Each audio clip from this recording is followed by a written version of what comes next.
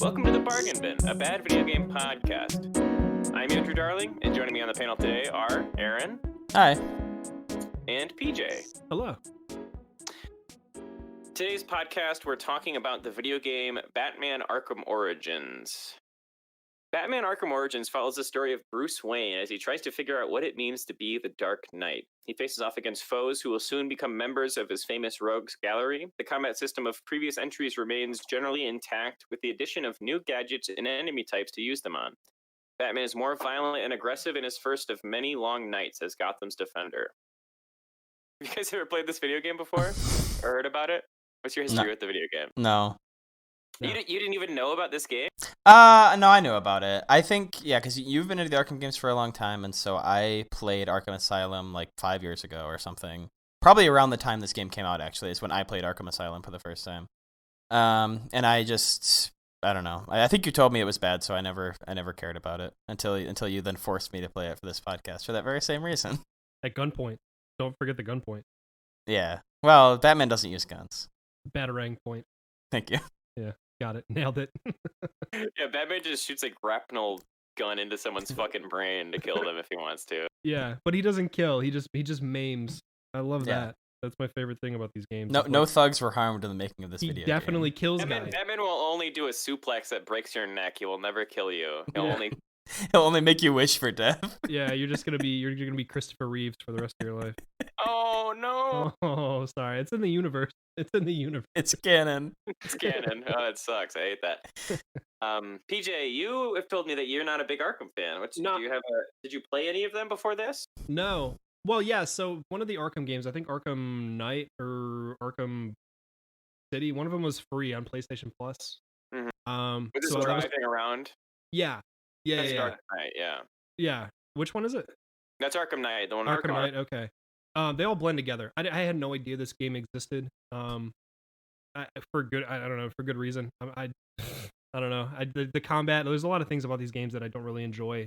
But yeah, no, I had no idea Origins even existed until I was threatened to play this game. It's cool.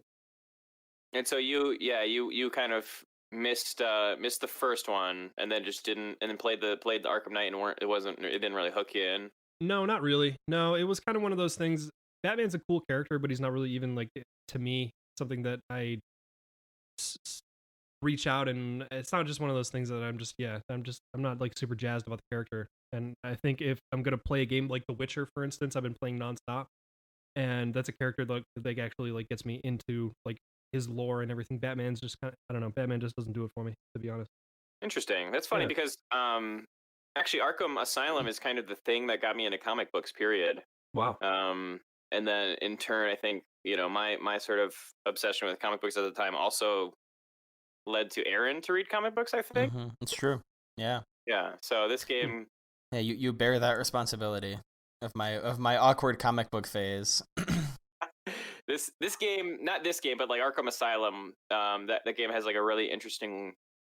The collectibles in that game are often just like audio logs and biographies of characters within the extended Batman universe, and that was fascinating to me. So I picked up a couple of the famous kind of the key graphic novels of the Batman. Well, yeah, you got like what like The Killing Joke, and you have the Dark Knight, The Long Halloween, yeah. So those are cool. Year One, which this game is supposedly based on. I don't believe that at all, or maybe like the first pass at the draft was maybe Year One. This game kind of doesn't really. Yeah.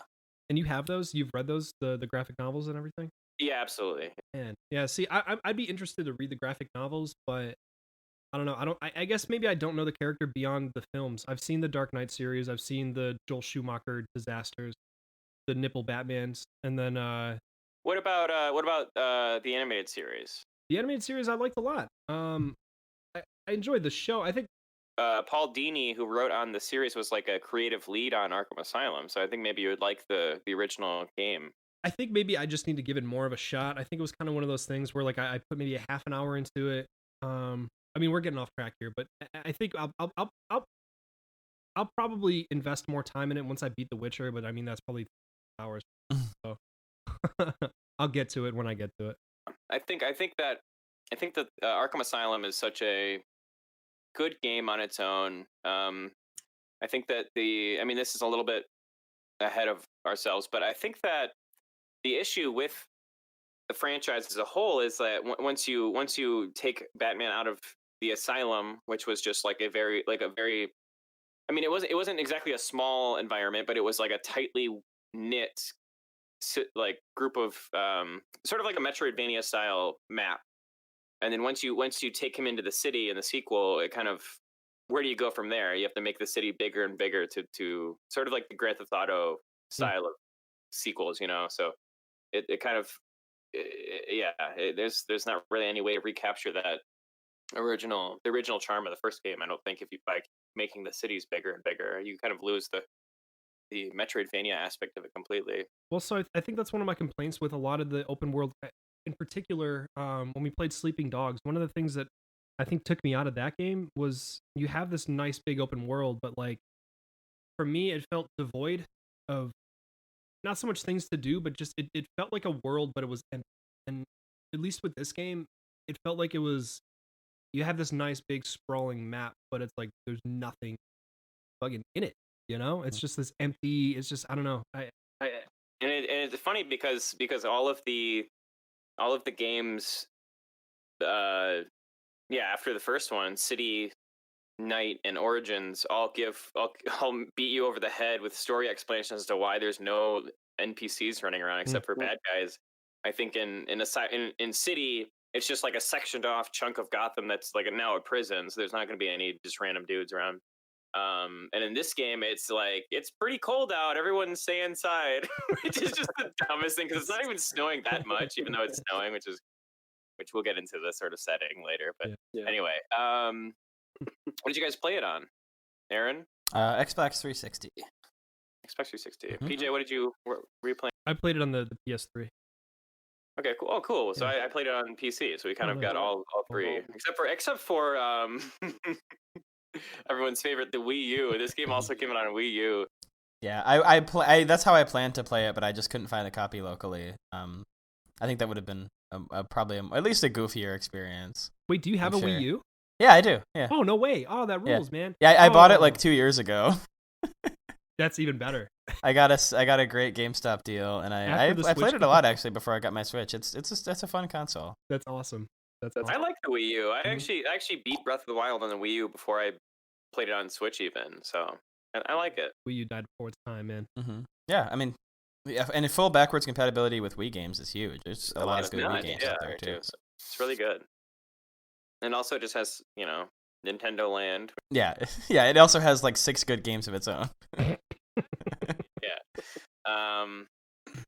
let's see. What do we got here? We've got so how I don't think this is going to be, I think we all kind of played the same small amount of the game, but how much of the game did you play, Aaron? I think I was around like 15% or so. I feel like I put a lot of hours in, but I don't know if I was just kind of like goofing around and not doing the story enough, because I apparently I didn't get very far. Yeah, I played about I don't know, like 17-18% of it, I think. But I definitely was like, I was doing a thing where I was like, the thing that I do with a lot of these games when I can sense that I'm not going to like the game is that when I just go from mission to mission without doing any of the side objectives, which it kind of is detrimental in this game because a lot of the side content, which are mostly like Riddler challenges, are they give you XP so you can level up, and I don't think I leveled up much at all in this game.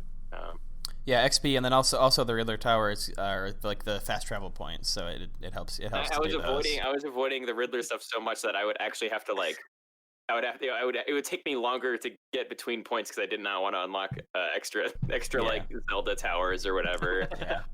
Why'd you avoid the Riddler stuff though? What was it about the Riddler stuff you didn't like? It's just like I had just played like Arkham Knight like maybe this year, and it just all seemed so tedious to me. I didn't want to do it. Because like the Riddler stuff in Arkham Asylum is kind of cute and fun. It's like they're actually riddles, and you have to like scan like take a picture of the solution and you get points. But this game, it's like they're almost like mini games with like your remote batarang or whatever. They're just puzzles that are just, I don't know, annoying.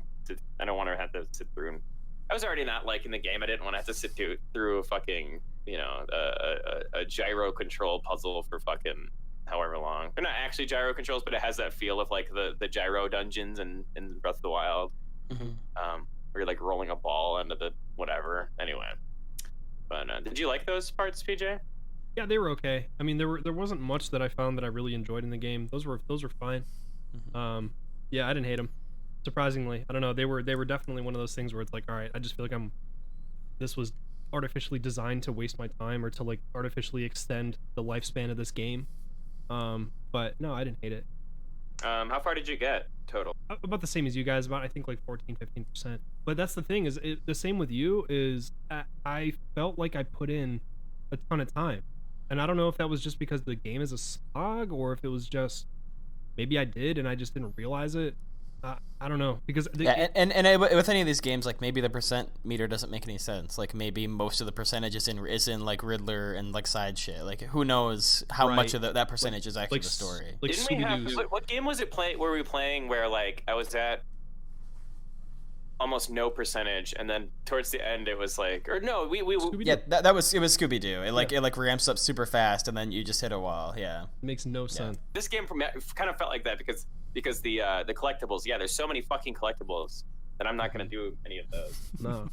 Yeah, they're just like things you just randomly come across, and it's like I didn't even know this was a type of this like random green ring on top of this building is a type of collectible I didn't even know existed. But hey, I guess I got one. I couldn't really even figure out how to get some of them, and I was like, I just don't give a shit. Yeah, because definitely some of them you need like the next gadget to get, but it's not really obvious. So like it's a game that wants you to just spend your whole life wandering around the city until you find everything, but there's no incentive to do that. Right, and the funny thing is that there's sort of this like almost like validation you get from not participating in the Riddler's challenges because he's such an egocentric fuck, like he's such and that's his character too, and that's how Batman deals with him by not giving him the fucking time of day. Right. That's how Batman defeats him frequently in the comics. Yeah, that was character development.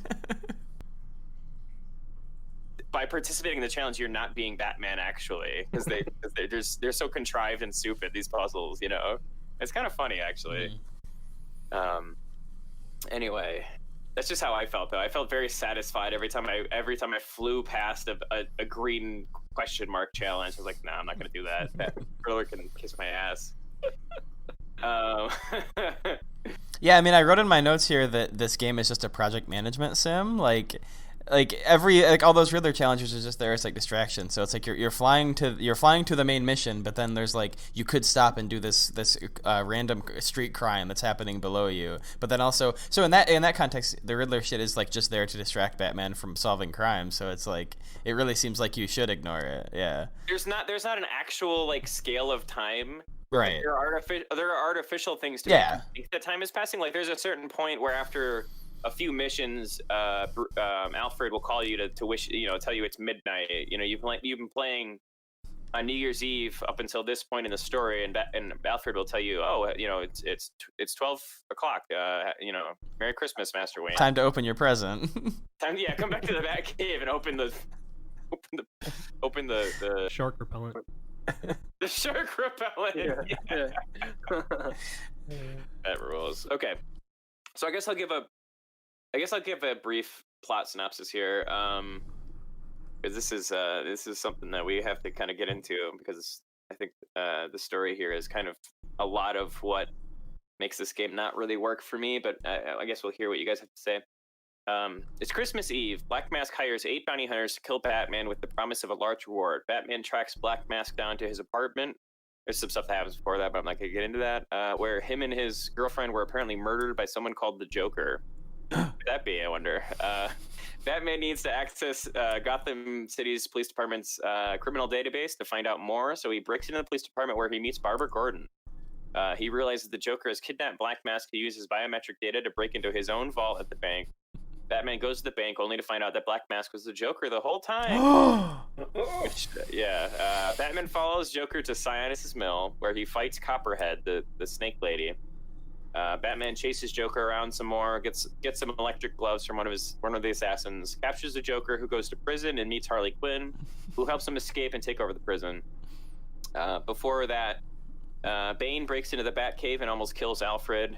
And then the Joker sets up a trap to test Batman by placing Bane in an electric chair and wiring it so that if Bane lives, Joker dies, and vice versa, I think. Batman stops Bane's heart with the electric gloves, beating Joker's test, then resuscitates him with the same gloves. Bane uses his steroids to try to kill Batman. Batman beats him, and then he has amnesia and forgets that he knows who Batman is. How convenient for Batman. Joker and Batman face off. Joker goads Batman into killing him, and instead he incapacitates him and has him arrested, and Batman and Gordon form the bromance that they are known for. That's so cool, man. That's so cool. That's from synopsis, man. That's So you're telling me that the Joker does some kind of twisted antics? The Joker's a little twisted in this game. The Joker's trick, crazy. man. The Joker's trick. What do we think of the story of what little you guys played of it? Was it sort of like, oh, this is kind of a fun comic book thing, or what's going on? Aaron, you have sort of like a little bit more perspective because you've played the other games a little bit, so I want to know how this game held up to. Yeah, I guess my first takeaway is it just sucks that it's just about the Joker again, because I feel like every game has kind of been about the Joker, and like when I first the marketing for this game was there's no Joker this time. Fuck. Yeah, it's just there's only Black Mask. But the thing is, yeah, like I guess it's a pretty big reveal that Black Mask is Joker, but even before that, like as far as I got in the game, you realize that the Joker is the guy who killed, who did the murder that you're trying to solve. So that really doesn't hold up at all. That sucks. I was hoping, I was expecting, since this is a prequel, that you would get some kind of interesting like early villains, maybe guys you didn't know as well, or maybe different forms of the villains that you know, and it really isn't. Yeah, maybe like lower level guys, like maybe because like in Batman's cave, he has like a like mob connection, sort of like connect the dots built like cork board. Yeah, like wouldn't it be cool if like part of the game was systematically taking down the mob or something, like in some low level form. Yeah, because that's kind of, like with the Gotham TV show, it has a lot of that, like the Carmine and the Falcone families, and those families are in this game, but like barely, and it doesn't matter. Yeah, like this is supposed to be like Batman's first major outing. Like nobody really knows who the Bat is. Like he's an urban legend character at this point, but which that could have been so much cooler. It just isn't. Right. Yeah, but instead he gets introduced to every important character he'll ever meet in the first night of being Batman. It's so weird. Yeah, it sucks. I think like I'm very attracted to the idea of Batman origin stories, like you said, because of year one is so good, and I mean Gotham isn't good, but like I was at least interested in the story that it was trying to tell. And like this just isn't. It doesn't feel like a prequel at all, really. Like not, at least not the part that I played. I was like, this. It's kind of pointless that it's even. He has, he looks like Batman. He has all of Batman's gadgets. Like he has more gadgets than Arkham. That's right. Yeah, because it's the next game, so he has to. Right. You can't take away powers, or that sucks for the player or whatever. Yeah, that would just be an interesting game. I was reading about it, and they wanted to like, make Batman like miss batarangs or trip over his cape or something, which would have been a little goofy. But like, I guess how do you do that in a game? But like, do something. They decided against that, but I think doing something to that effect, even if it was in cutscenes or whatever. But exactly, yeah, you could have the story beats be him getting owned, even if you as the player don't get owned. But I remember reading about they were talking about like. In anticipation of the game, they were doing developer interviews and stuff, and they're talking about like, oh, this is like a more brutal Batman. He doesn't know self-control yet, and it's like it kind of just feels like the same guy. Like I remember Batman breaking the necks of convicts in the other games too, so it's not that different. Yeah, and like Arkham Knight, which is the one that comes after this, is the one where he's fucking he runs over people with his car and shit. Like it's the most murderous game. It's insane. No, it's fine. I tased them before I hit them with my car. It's cool. You're fine. Yeah. So the story just seemed like nonsense to me. I don't care about it. Right. That's my take. That's good. That's how I feel too. DJ. Yeah, I don't have anything to add. I don't really have much context. I have a general understanding of how the Batman lore plays out. I get it. But you're absolutely right. Like why Joker is like this character that we see every single Batman outing. It's the Joker's gonna be there. The Joker. It's like I hate to say it, but like the Spider-Man films, I like that they've explored like a lot of the different villains. A lot of them that like I wouldn't have even thought of. I wish that they would explore more of the villains, give us a little bit more the twist with the black mask, whatever. That's cool. But again, I don't have enough context to really give a shit. Oh, yeah, exactly. It's very weird because Yeah. the Black Mask would have been just a cool character because he already is kind of mysterious. He Mhm. is, in Arkham Asylum, which takes place after this, I guess, you find out that his mask is fused to his face in some kind of accident. But in this one, I guess it wasn't yet. So, Right, because he's Joker. because he's Joker, he has to take off. Right, his mask has to come off so you can be like, oh, that's not the Joker, which is a funny dumb thing. So his whole character or whatever, his whole like deal is not even in the game. Yeah, I read something that was like this game is like inspired by like the Long Halloween, which I think all of the Arkham games are, which is just like Batman has to take out every fucking dude he knows on a day.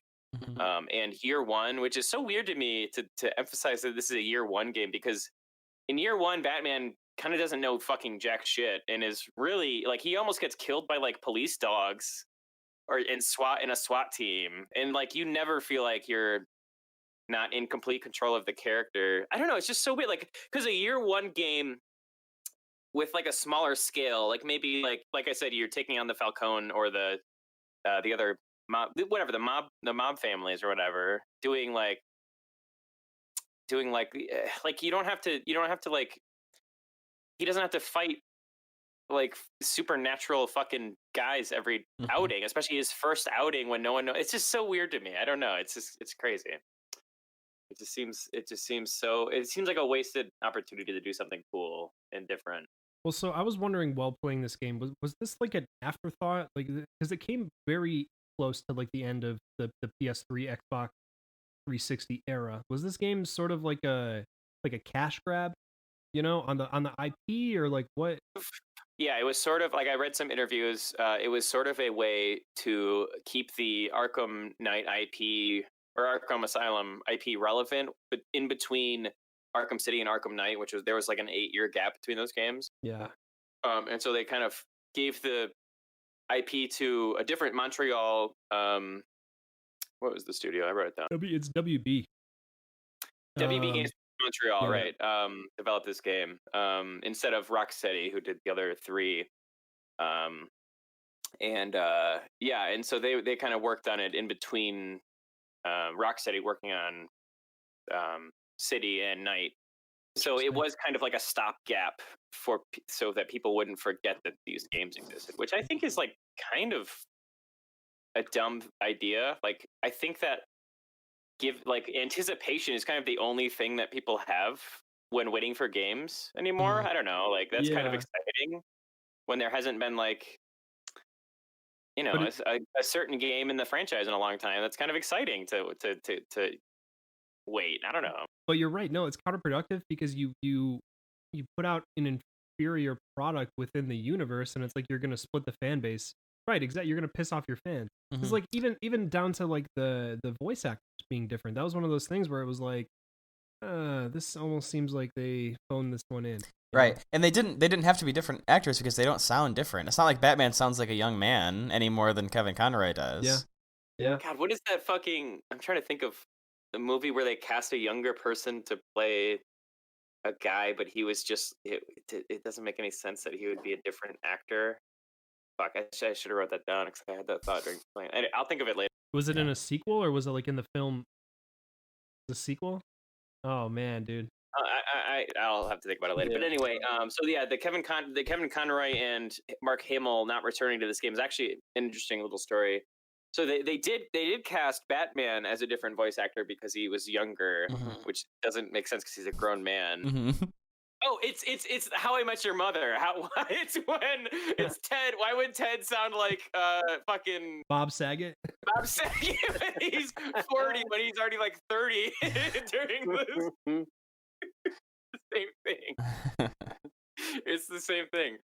Batman is 30 years old in this game or something, right? Like 20. Yeah. Like, yeah. So like, why would he sound different? Anyway, so but Mark Hamill did, I think, walk away from this game. He didn't want to do it, and so they got Troy Baker, who I think does a pretty okay job. I liked his deliveries and stuff. But yeah, it is kind of weird. Like, why does they actively didn't ask Kevin Conroy to come back for this, which is so weird. Yeah, bizarre. that's the only thing he does. Like, he just didn't get to eat for that year because God, he is Batman to me, and Mark Hamill is the Joker to me, and it's Yeah, like, why? I definitely. mean, I get Mark Hamill walking away from the project thinking it was not going to be as good or whatever. yeah, maybe he just hates Canadians.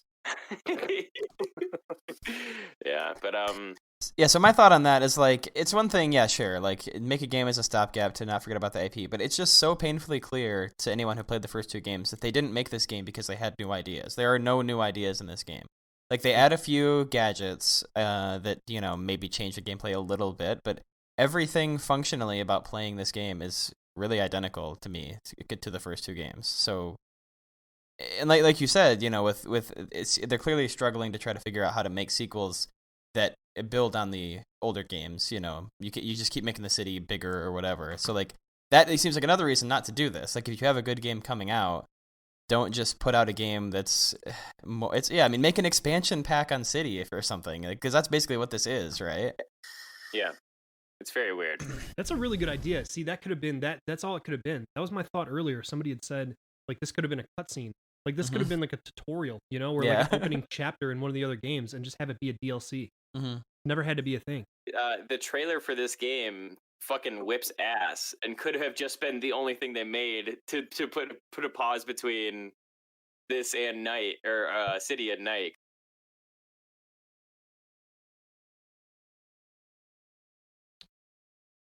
I mean, it was a Batman game. It looked like a Batman game. Everything was very dark and drab, but also, you know, covered in snow, which was cool. You know, it fit the aesthetic of Christmas time. You know, Gotham City, it snows around then, so they got that right. They nailed it with the snow. I think they built this game in Unreal Engine 3, if I'm not mistaken. That's, to me, still to this day is one of the best looking engines. I think any of the assets that are ever built. That's one thing that I love about these games. Aesthetically, they look, to me, how I imagine Batman should look. You know, I think they nailed that.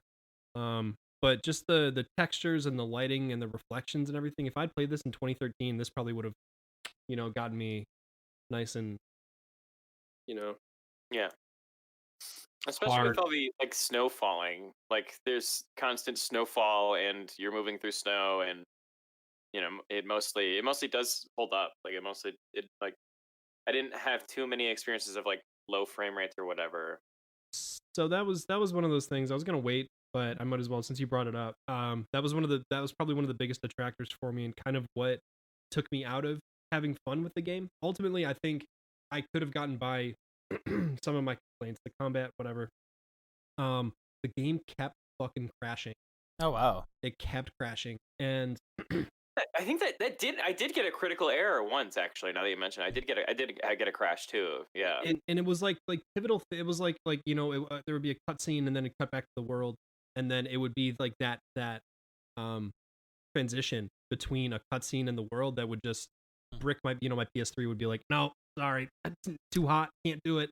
Yeah, And Andrew, I feel like I remember when you played this game back in 2013 on PS3, didn't you? Does that sound familiar? I feel like you were telling me about that. I talked about a time when I first played this game where I was doing like New Game Plus stuff, and like a critical, you know, you can kind of clean up the rest of the city that you haven't touched after you beat the game, and just one of the like key components of a mission just didn't load in, and I couldn't continue with the game anymore. That might have happened to me because it was when I was trying to get to Lacey Towers to go find the murder scene, and it just wasn't showing up on my map for anything, and I had to I kept doing side quests to hopefully trigger it, and like it just wasn't, so I had to find it by like a walkthrough online, and I'm pretty sure it was supposed to have a waypoint on the map, so maybe that was kind of a similar bug. Yeah, that's so weird.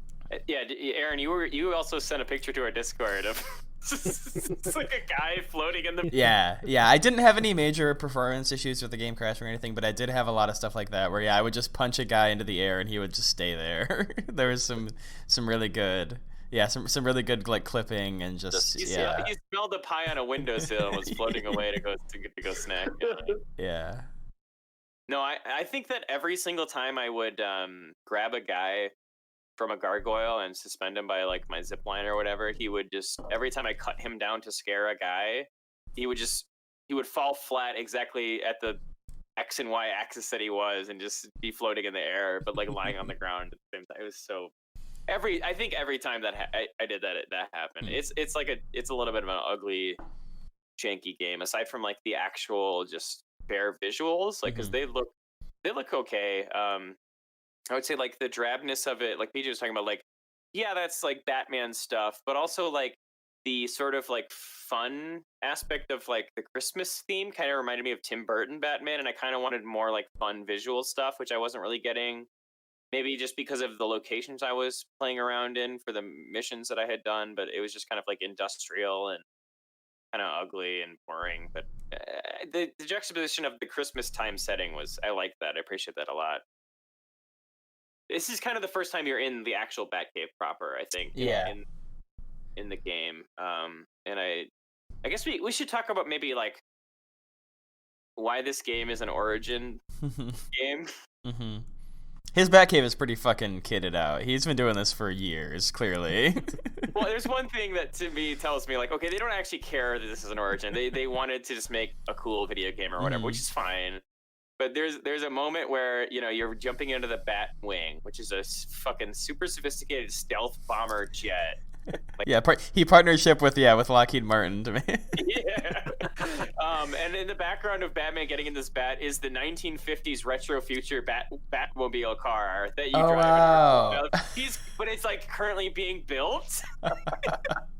That's awesome. He built his like 1950s Adam West car. He built like a fucking stealth bomber. You got to start somewhere. That's so cool. So they just want to give Batman the coolest shit. That's so good. To see like the fucking like the oh man. Yeah, my only note on the Batcave is that clearly it's an origin because he's so new at it. He doesn't even have a computer chair. He just has to stand up when he uses his big computer. He just stands up on the computer. Oh man.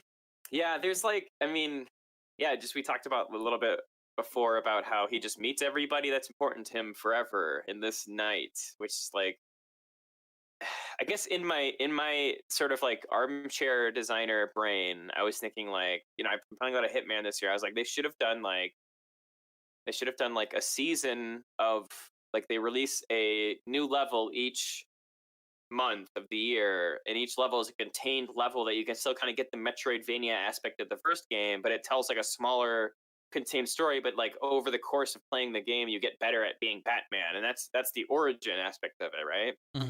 Like, yeah, I think that's a really good idea. I think that would be very conducive. Yeah, to the this Hitman kind of formula gameplay. is you play these levels over and over again, you get better at it as you go on, and you introduce new elements as each episode would come out.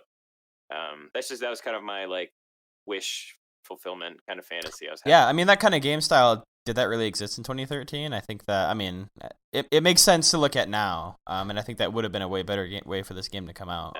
Because Hitman came out in 2016, so that would have been like 3 years too early. But like, I mean, that's even good. I think that's good advice. Not that anybody who can do anything about this is listening to this, but like that's good advice for what to do with the series, because it's the Super Mario problem where you do Super Mario 64, the first 3D Mario, then you do Super Mario fucking Island where you have like a city hub, and then you do Galaxy and it's the biggest fucking one ever, and then what do you do? Where do you go from there? You can't go bigger, so you do Odyssey, I guess, where you can where you go to the moon, which is bigger. The moon is bigger than the galaxy. But and so my thinking was like, okay, so you make like, because like the best things about Batman is these levels are like little puzzle boxes, right? When you're doing like the stealth encounters, it's like, how do I take out this group of armed guards who are outmatching me, like technically, right? And you have to like figure out how to do it. You just make like a contained puzzle box each month that someone has to, and maybe there's a couple of them or whatever. I don't know, but that's just kind of where my I think that makes a lot of sense. I think that I hope the folks out there at Rocksteady are hearing this. Yeah, Rocksteady, if you're interested, give me a call. I'm looking for work, so. And all, I mean, comic books are serialized, so like make the game exactly. Yes. Tell little stories. Yeah. Make them like issue 1, issue 2. You make it a. It's all right there. And then when you when you release them all together in a year or so, like they did for Hitman 2016, you just call it a graphic novel. Hell yeah. Because we've already seen a serialized Batman video game in the Telltale Batman game, which came out in drugstores in monthly format. And also Lego Batman, probably. Yeah, just do it in the real good one. Mhm. What'd you say? Lego Batman.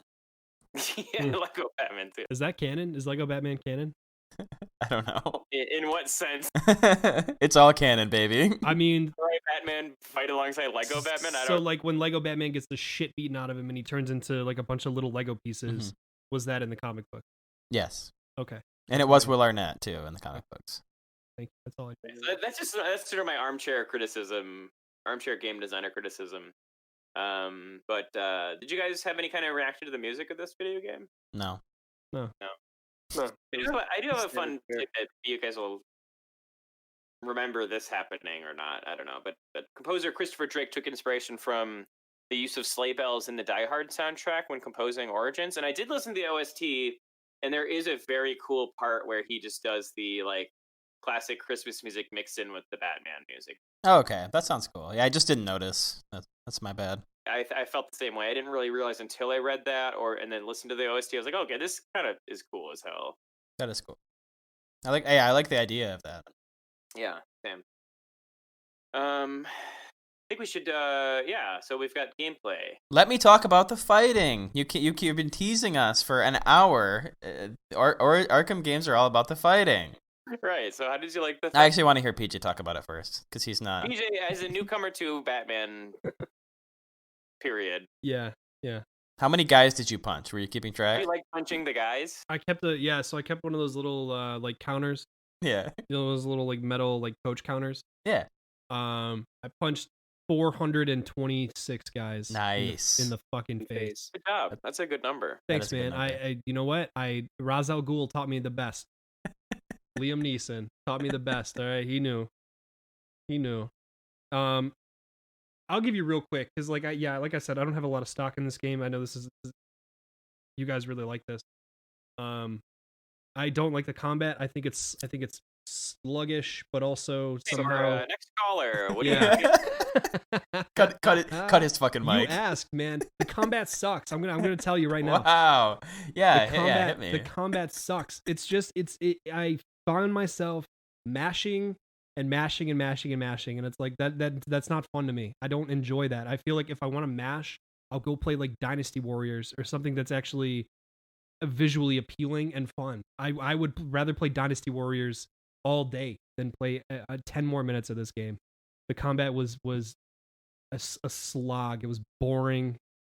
It was boring as fuck. Wow. Yeah. All right. Now give me an educated opinion because mine is.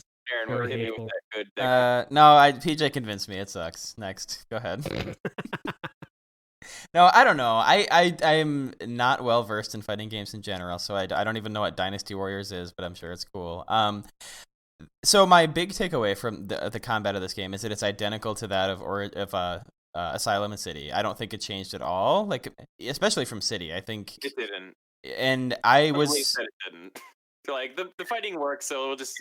Yeah, and I mean that's one of the big things where it's like, oh, clearly you didn't have any new ideas here, but at the same time, it just felt good. It felt like putting on an old T-shirt. It's been probably 5 years since I played City, and like it just felt good to slip back into that. I liked the combat. I agree that you're basically just pressing X a bunch of times. I mean, the counter system does make it a little bit interesting, and then you have different things like, there are guys with body armor where you have to do kind of a spin move and then like a beat down maneuver, and there are a bunch of different combat combos that I didn't really get too far into with this game, but this game introduced like maybe new enemy types. Like I think maybe this is the first game with the ninja type, but maybe I think that's true. I think you also fight Ra's al Ghul in City. Oh right, yeah.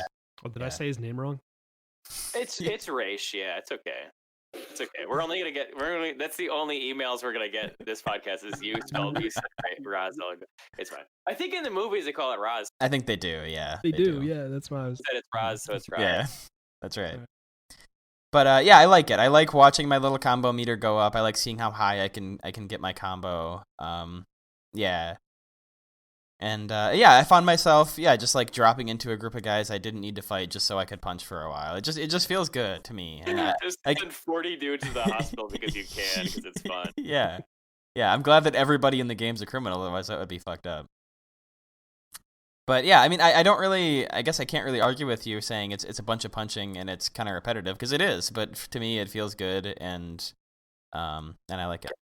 I think okay, so to me, I think that it is that, but it's also one of those systems where it's easy to learn, hard to master, because if you really want to, you can get very in depth with it. For instance, like doing combos that aren't just the same punch. Like you can, for instance, like there are, I don't know if even you know this, Aaron, but there are ways to engage your gadgets with like quick prompts.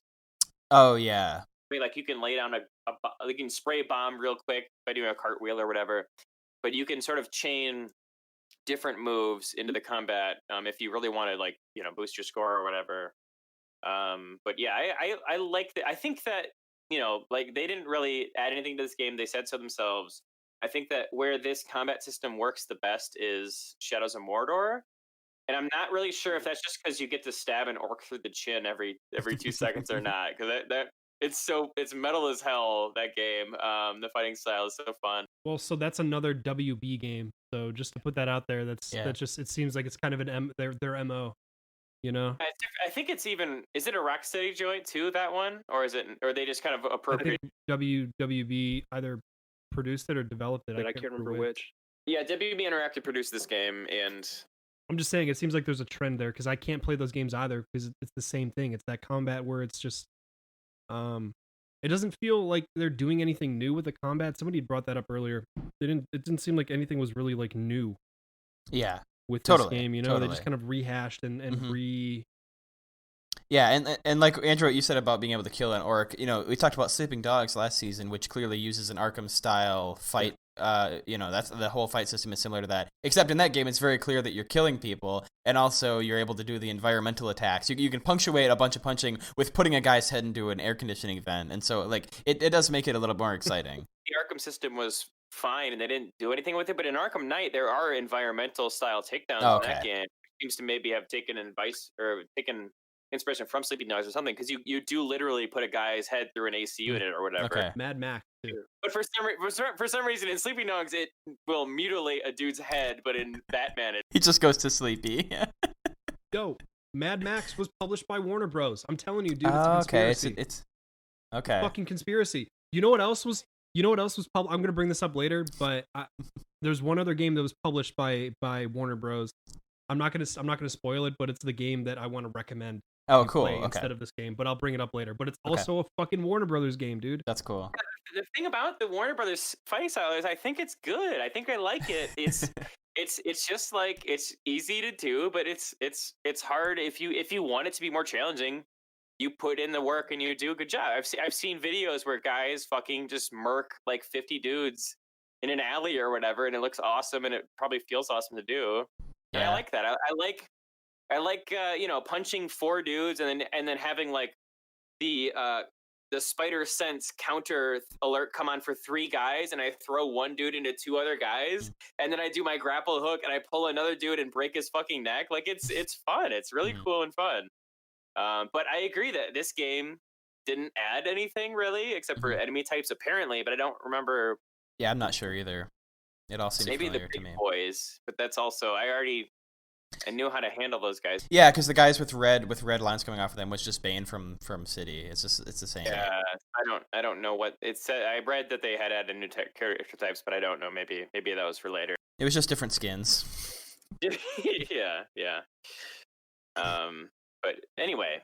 So that's the combat. So I guess the other big thing is the predator room, like stealth takedown rooms, right? Did you find those any more enjoyable, PJ? The what? Like the rooms where you rely on stealth and you're like hanging guys from gargoyles and stunning people and trying to sneak up, where everybody's armed and so you can't just take them on head on. Yeah, that felt like there was this whole thing. I actually have this in my notes. There was this thing in Metal Gear Solid 1 called the VR missions, where it was like all like simulations. So it was like training for the main game. It felt like I was doing like you know all about VR missions. Yeah, you know about the VR mission. You know. It felt like Metal Gear Solid, so that was interesting. I Mhm. found that interesting and fun, cool and fun. Yeah. I think those are aside from entire Hitman levels, like as far as like a small contained section of a level, those are probably my favorite stealth encounters in video games. I think that I remember playing the Arkham Knight, because Arkham Knight also has like VR mission style like challenge maps for that. And I remember playing those a lot and trying to get the challenges and doing it as quickly and quietly as possible. And those are like, this is the thing that everyone is saying for when you play the Spider-Man game, but like you feel like Batman in those moments more so than anything else in the rest of the game. I just felt like there was less of them, or maybe like they didn't quite know how to make those scenarios work out in the open world, because there are moments where you're taking down guys with guns in the open world, but it doesn't feel the same, and it feels bad actually. I think Arkham Knight does a better job of merging the outdoor predator maps with the indoor mechanics. This game doesn't really know how to do that yet. Mhm. So I didn't really have a good time with those, like especially at Penguin's boat, where you only have like one perch point to Mhm. to monitor everything from. I felt like that was bad, Yeah, agreed. but it's still like like the bare essential aspect of it is still so much fun that I kind of was like, this is good still, Yeah. like. But I don't think that they really knew how to make it interesting or new or good. The Mhm. only the only new thing that I think I took advantage of was like you can use your new grapple line launcher to connect two gargoyles, so you can like you tightrope across them. But I didn't really feel like that was cool or good. So I don't know. Yeah, I agree. I agree about the Predator imps. They're good, but they're no better than what we had before, and in fact, probably worse. But one thing you mentioning the VR missions, I feel like we should mention. This game has a lot of shit in it. There's so much that you can do if you want to. Like because there are multiple tech trees that you can work through. You get points, and they give you upgrade tokens, and you can upgrade your armor and get new attack combos and stuff like that. There's the whole Dark Knight system, which I think is new in this game, right? Or is that in City? Where it's like the in-game achievements, where it's like try to knock three heads together.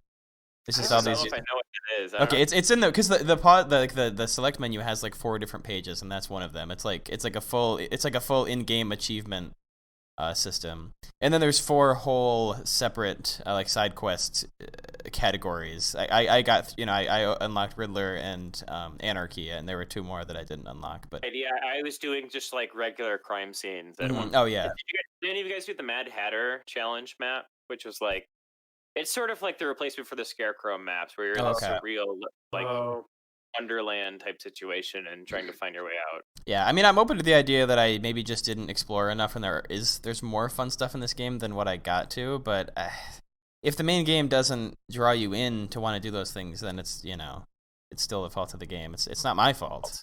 Yeah, for sure. You guys have any last thoughts about the game? Any stray thoughts you wanted to bring up or whatever? mm, I think it's cool that he ended up hanging out with Commissioner Gordon at the end after he just murked an entire police department worth of Can we cops. talk about the police stuff a little bit? So you mentioned this in your plot synopsis, but there's a part where you need to use the police computer, and so the way to do that is to just walk in like a side door and just. I mean, they make it seem like you're gonna stealthily sneak around this entire building, but like you just have to take out a fuck ton of cops. Oh, this is gonna be scary. I'm gonna have to like sneak past the entire police force or whatever. No. Because like on the roof of the police station where you could sort of enter the police station, there's like 2 police guys. And to do it, I just did what I normally have been doing, which is just to fucking sneak up behind them and snap their necks or whatever Batman does with like a suplex. And I was like, fuck, that was a little intense. And then finally, when you get in, you have a conversation with Alfred where he's like, sir, you should maybe try not to hurt the cops too bad. He's like, fucking Alfred, they're fucking assholes, they're fucking corrupt, and they suck ass. I'm gonna break their fucking dicks off if I can. Every one of them fucking deserves to die. Yeah, that's a direct quote from the game. As long as it's cool with you, I guess. yeah. But yeah, Batman is operating on the assumption that every cop is corrupt, and so it's fine that he just cracks their skulls, which feels good to do.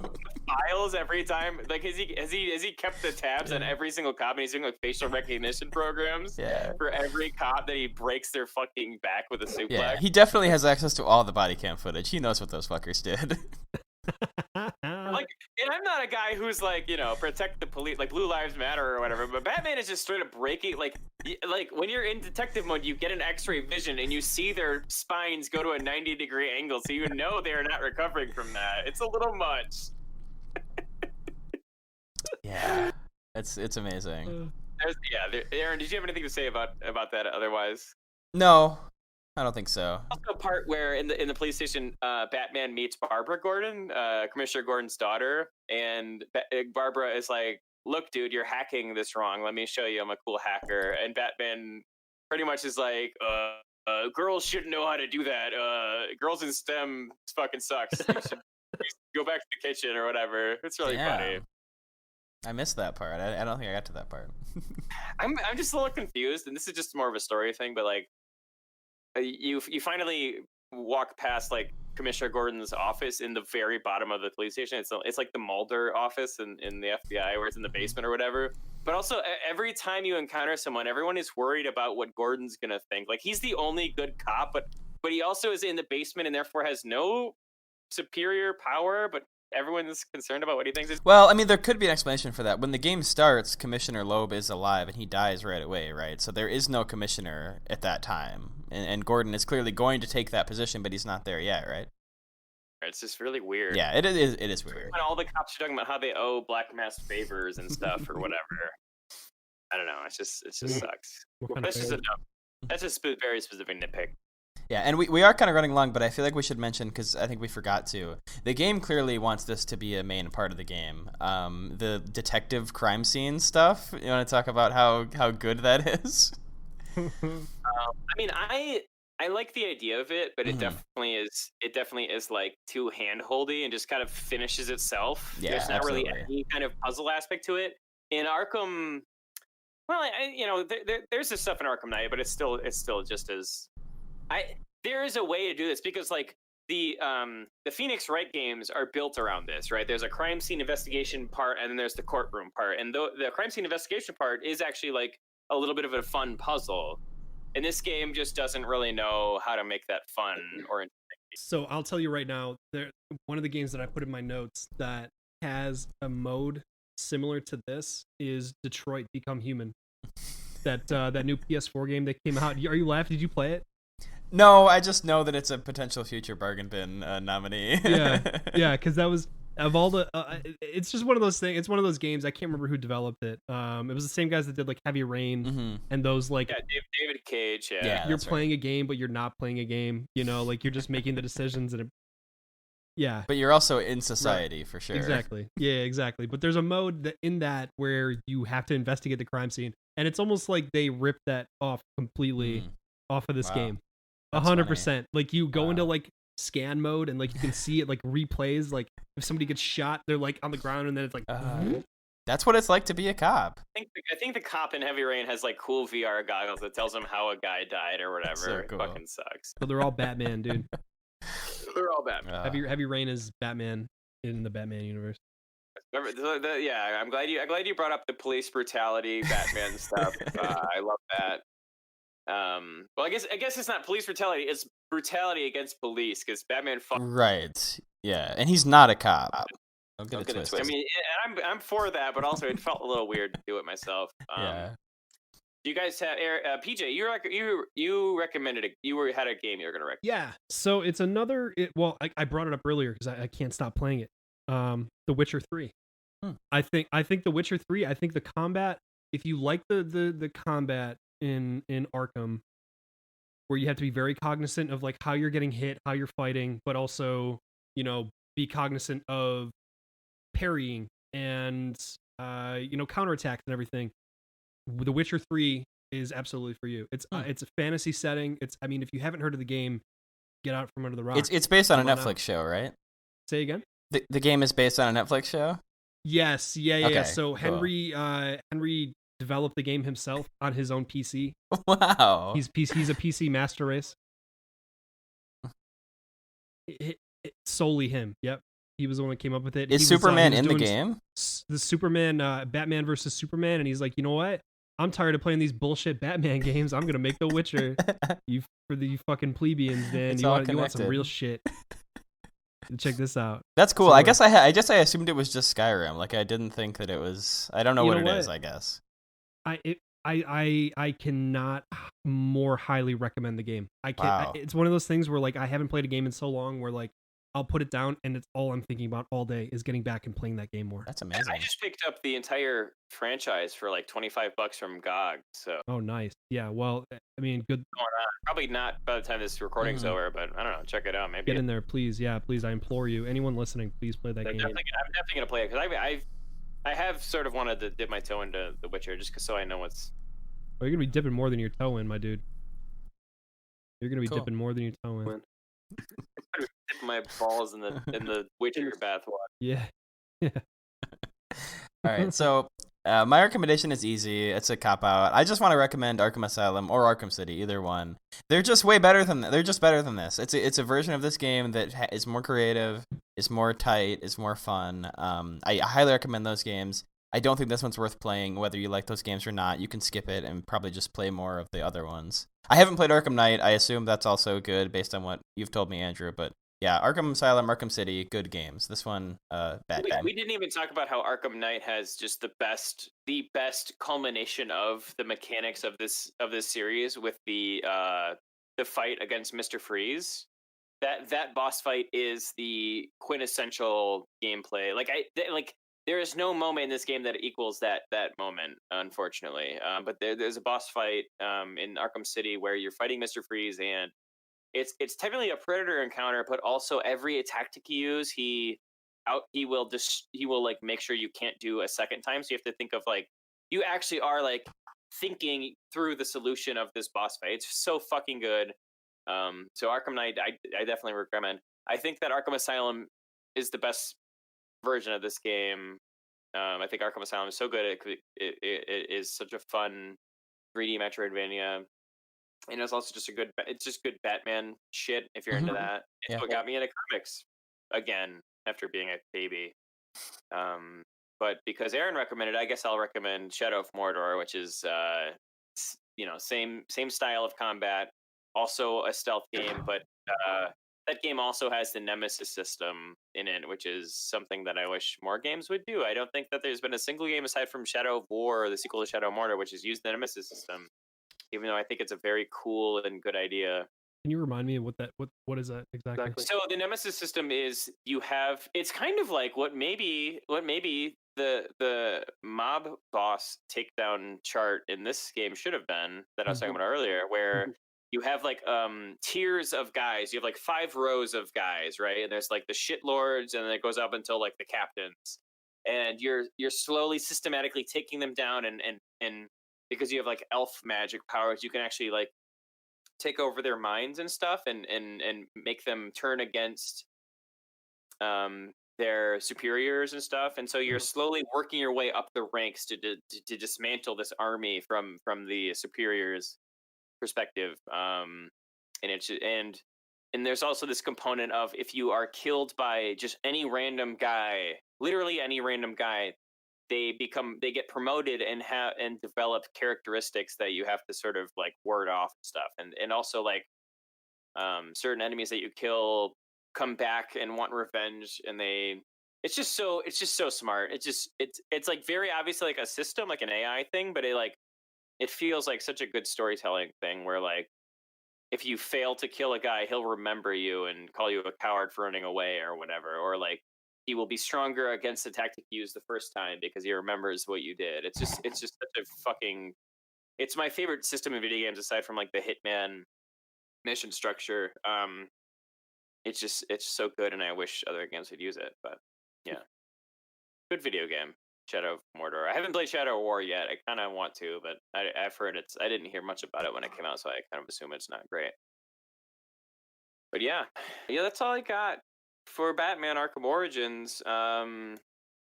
If you'd be so kind to email us with your stories about this game at bargainbin@gmail.com, that'd be great. Or message us on Twitter at BadGamesPod. Join us on Did I say Bad Games Bond?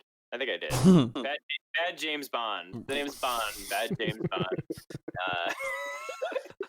Anyway, follow us on Twitter at Bad Games Pod. Message us there, DM us, whatever. DMs are open. Or join our Discord. Which I don't know what that would be. I don't know how to say what that is. That's on our Twitter, probably. Yeah.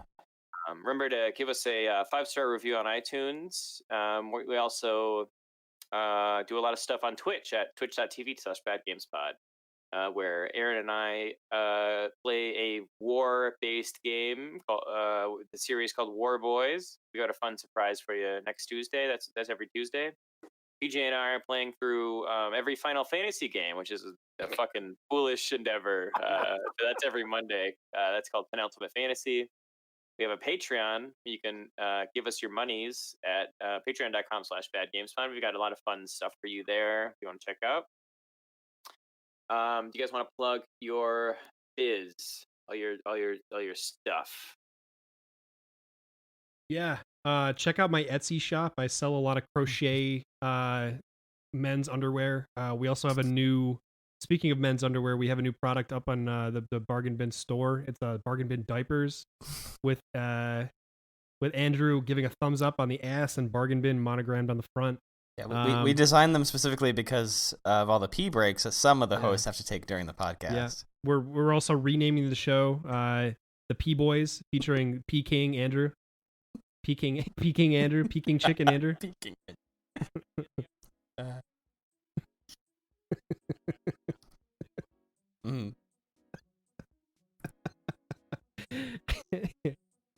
And then for my plug spot, because my shit's trash, I'll tell you about what you can find on our Patreon, which is extra episodes of the podcast where we do all kinds of crazy stuff, like watch the Super Mario Bros. Movie and play Jeopardy that Andrew made. And that's a lot of fun. We get even more loose and unprofessional than we are here, if you can believe it, and it's a lot of fun. You can also get video files of our episode recordings and like in our notes documents that we put a lot of work into each month. So and also t-shirts that we custom make every month based on the episode for that month. So check out patreon.com/badgamespod and join us next month for our episode on Star Wars Demolition. Damn it, it's called Demolition. It's called Star Wars Demolition. I'm sure it doesn't matter. The game's gonna roll. An elevator pitch for what that game is, Aaron, because I love to hear it. I think it's Twisted Metal, but Star Wars. Am I right about that? Yeah, that's about as close. Yeah, that's good. It's a PlayStation game, and I'm still we're all just like super high on dumb Star Wars shit right now. And if you love The Rise of Skywalker as much as we did, you're gonna love Twisted Metal meets Star Wars, which is a thing that exists, I guess. Yeah, the vehicular combat game, Star Wars Demolition, coming soon to a bargain bin near you. Yeah, that's all I got. Thank you for joining us. Oh, and of course, as always, thank you to the best part of the show, RoccoW, for our wonderful theme music, which I'm sure you're hearing right now. That's it. I am the darkness, I am vengeance, I am Batman. So good night. I love you. Goodbye, Batman. The Joker, baby. The Joker, baby. That's his catchphrase, right? I'm the Joker, baby. I'm the Joker, baby. That's it. Yeah, you got it. Joke's Man. on you. I just remembered that this whole episode, my joke was going to be that I said Batman the whole time instead of Batman, and I forgot to do it. I've been thinking about that all month. I forgot to say Batman. I forgot to say Batman.